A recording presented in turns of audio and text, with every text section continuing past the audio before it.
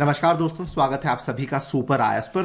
Clean energy को लेकर दो बहुत ही पॉजिटिव डेवलपमेंट्स सामने आ रही हैं। आपके सामने है, दोनों न्यूज कटिंग्स पेश कर रहा हूं। नंबर 1 पे इंडियन गवर्नमेंट ने अनाउंस किया है कि 2030 तक हम लोग 500 गीगावाट की रिन्यूएबल एनर्जी की कैपेसिटी को इंस्टॉल करने के लिए 2.44 ट्रिलियन, जो कि अप्रॉक्सीमेटली $30 बिलियन के आसपास बनता है, उसको लेकर नया प्लान अनाउंस किया गया है। साथ ही में लोकसभा में ये वाली अनाउंसमेंट करी गई है कि इंडिया के द्वारा already 166 gigawatt of renewable energy capacity को अचीव कर लिया गया है up until the month of October 2022। तो दोनों ही डेवलपमेंट्स के बारे में बात करेंगे, जो अचीव्ड टारगेट्स हैं उसके बारे में चर्चा करेंगे, और जो नया प्लान है उसमें हमने क्या क्या चीजों को एनविसाज किया है उसके बारे में भी हम लोग चर्चा करेंगे। आइए शुरू करते हैं दोस्तों मेरे साथ। मेरा नाम है अनिरुद्ध। यदि आप लोग इस लेक्चर की पीडीएफ को डाउनलोड करना चाहते हैं तो यहां पर दिए गए टेलीग्राम चैनल के माध्यम से ऐसा कर सकते हैं।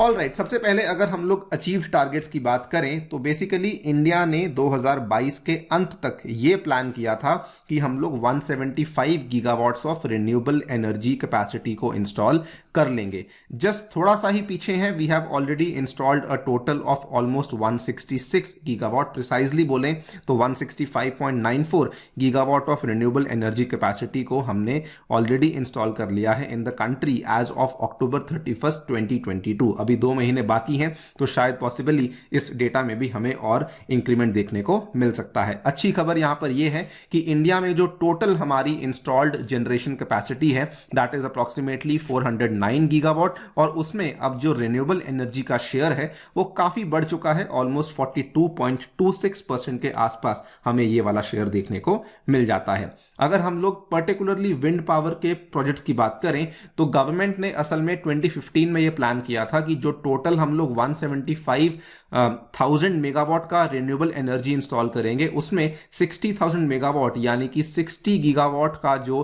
कैपेसिटी होगा वो पर्टिकुलरली विंड पावर से आने वाला है। विंड पावर में हमने ऑलरेडी 41,843 मेगावाट कैपेसिटी का जो प्रोजेक्ट्स हैं उनको कमीशन कर लिया है, और लगभग 11,000 मेगावाट कैपेसिटी के ऐसे प्रोजेक्ट्स हैं जो कि which are at various stages of implementation. In addition यहां पे 1700 मेगावाट कैपेसिटी के लिए बिडिंग का प्रोसेस ऑलरेडी शुरू हो चुका है। विंड में थोड़ा पीछे हैं, लेकिन ऑब्वियसली हमने सोलर में हमारे टारगेट्स को काफी एक्सीड कर लिया है, तो ओवरऑल हम लोग हमारा जो मेन टारगेट है उसके काफी नजदीक पहुंच चुके हैं। अगर वैसे क्यूमुलेटिव फिगर्स की बात करें तो India has performed reasonably well since 2014, because 2014 में जो हमारा टोटल सोलर एनर्जी कैपेसिटी था that was only and only 2821 megawatt, वो आज की घड़ी में हमें 61,624 मेगावाट के आसपास देखने को मिल जाता है। और अगर विंड की बात करें तो वी वर एट 21,131 इन 2014, और आज की घड़ी में ऑलमोस्ट 2 गुना यानी कि 41,843 मेगावाट के आसपास हम लोग पहुंच चुके हैं। Coming to the next development, तो हमारा जो ministry of new and renewable energy है उनके द्वारा एक बहुत ही मेगा प्लान को अनाउंस किया गया है जिसका वैल्यू अप्रॉक्सीमेटली $30 बिलियन के आसपास है। इंडियन रुपीस में देखें तो 2.44 ट्रिलियन रुपीस के आसपास है, जिसके चलते we are going to build transmission lines to connect renewable generation capacity, और इसके चलते हम लोग हमारी जो क्लीन पावर कैपेसिटी है उसको ऑलमोस्ट 3 गुना करने वाले हैं। यानी कि जो एग्जिस्टिंग हमारा करंट नंबर्स है 166 मेगावाट्स के, उसको ऑलमोस्ट 3 गुना तक करते करते हम लोग 500 गीगावाट के आसपास पहुंचने वाले हैं। यहां पर जो ये पूरा का पूरा प्लान है इसमें हम लोग क्या प्लान कर रहे हैं, the project will basically connect the solar plants in the sun drenched deserts of Rajasthan and Gujarat and wind farms in Tamil Nadu to the national network. ये हमारा मेन मकसद है। आसान भाषा में बेसिकली कहें तो हम एक ऐसा ट्रांसमिशन सिस्टम लेकर आने वाले हैं जिसके चलते जो हमारा majorly non fossil fuel based generation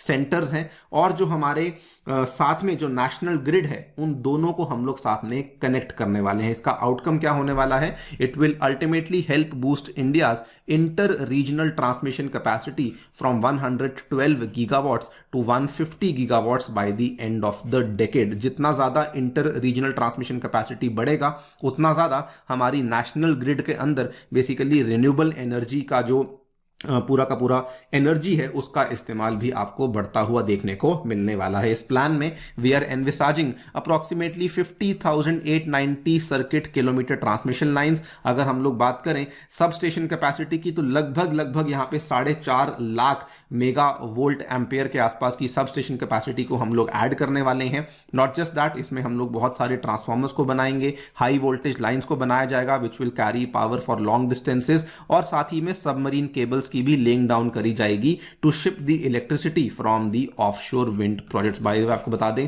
कि पर्टिकुलरली गुजरात और तमिलनाडु के लिए ऑफशोर विंड प्रोजेक्ट्स को बढ़ावा देने के लिए एक अलग से एलोकेशन भी करी गई है। Also the plan also notes कि क्योंकि रिन्यूएबल एनर्जी केवल दिन के टाइम पे अवेलेबल होती है, the plan also is envisaging the installation of 51.5 gigawatt battery storage by 2030 so that जो एंड कंज्यूमर्स हैं उनको राउंड द क्लॉक यहाँ पे पावर अवेलेबल करवाई जा सके। तो ये एक बहुत ही ज्यादा कॉम्प्रिहेंसिव और होलिस्टिक प्लान है जिसमें हम लोग ट्रांसमिशन लाइंस और इंटर रीजनल कनेक्टिविटी के साथ साथ हम लोग बैटरीज की इंस्टॉलेशन को भी पुश कर रहे हैं, और पर्टिकुलरली हाई वैल्यू एरियाज को आइडेंटिफाई किया गया है। For example Bikaner in Rajasthan, Khavda in Gujarat, Anantapur and Kurnool in Andhra Pradesh have been identified as non fossil fuel capacity generation centres in the plan, जहां पर मेजर तरीके से बेसिकली रिन्यूएबल एनर्जी कैपेसिटी का जनरेशन को हम लोग बढ़ावा देने वाले हैं। इनफैक्ट इसका हमें एक और बड़ा अच्छा बूस्ट ये भी मिलेगा कि इंडिया के द्वारा जो पिछले साल ग्लासगो के समिट में जो हमने नए कमिटमेंट्स करे थे, उन कमिटमेंट्स को भी हम लोग अच्छे तरीके से पूरा करेंगे। आपको याद करवा दें, पिछले साल इंडिया ने कमिट किया था 2021 में that India is now committed to reduce emissions intensity of its GDP by 45% by 2030। And if we go on this pace itself, the Ministry of New and Renewable Energy is working towards achieving 500 gigawatts of installed capacity by 2030। तो उस case में ये वाला target हमारा definitely पूरा हो ही जाएगा। लेकिन इसमें कुछ ना कुछ हर्डल्स भी हमें देखने को मिलने वाली हैं। अगर हर्डल्स की बात करें तो बहुत ही ब्रीफली बात करूंगा, बहुत सारी जो state owned electricity distribution companies हैं वो बहुत सारी प्राइवेट सोलर और विंड पावर जनरेटर्स को बहुत सारा पैसा ओ करती हैं। जब तक वो पैसा वापस नहीं लौटाया जाएगा तब तक जो है यहाँ पे जो रिन्यूएबल एनर्जी की कैपेसिटी है उतनी तेजी से नहीं बढ़ पाएगी। सेकेंडली, जो बड़े बड़े सोलर और जो बड़े बड़े विंड प्लांट्स होते हैं उनके लिए लार्ज पार्सल्स ऑफ लैंड को एक्वायर करना पड़ता है which is generally laden with bureaucratic hurdles, various political and legal challenges. जब तक वो पूरा नहीं होता वो भी एक बड़ी बाधा बन सकता है। थर्डली, इवन दो हम लोग रिन्यूएबल एनर्जी की जो हमारी कैपेसिटी है उसको तो बढ़ा रहे हैं, लेकिन जो इलेक्ट्रिसिटी की टीएनडी नेटवर्क यानी कि ट्रांसमिशन एंड डिस्ट्रीब्यूशन का नेटवर्क है उसका हमने आधुनिकीकरण नहीं किया है, जिसके चलते जो हमारा करंट इलेक्ट्रिसिटी का नेटवर्क है it is unable to handle the decentralised power generation sources and this can also become a major hurdle. इसी के चलते हमारा जो ओवरऑल कैपेसिटी है वो कभी नेशनल ग्रिड का नहीं बढ़ पाता है। सेकेंडली, अगर लोन्स की बात करें तो लोन्स होना अभी भी मुश्किल है रिन्यूएबल एनर्जी के लिए। इनफैक्ट एक केस स्टडी ये कहती है कि एक शू फैक्ट्री लगाने के लिए लोन्स मिलना आसान है as compare to renewable energy, because उस केस में जो रेट ऑफ इंटरेस्ट है वो काफी हाई रखा गया है। एंड लास्टली, एक बड़ा हर्डल ये भी है कि जो रूफटॉप सोलर पावर प्लांट्स का इंस्टॉलेशन है that is way behind the target. In fact जो हमने प्लान किया था हम उसमें काफी पीछे चल रहे हैं। इसमें बहुत सारे म्युनिसिपल लॉज हैं जिनको अमेंड करने की आवश्यकता है। अनलेस दैट इज डन हम लोग रूफटॉप सोलर पावर प्लांट्स के टारगेट्स को मीट नहीं कर पाएंगे।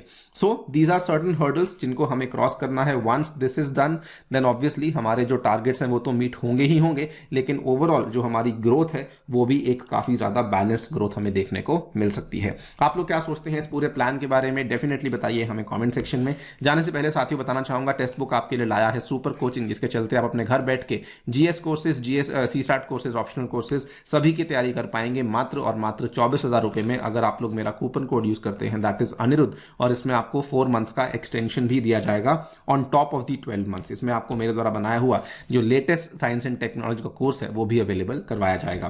Thank you so much for listening, stay tuned and stay safe.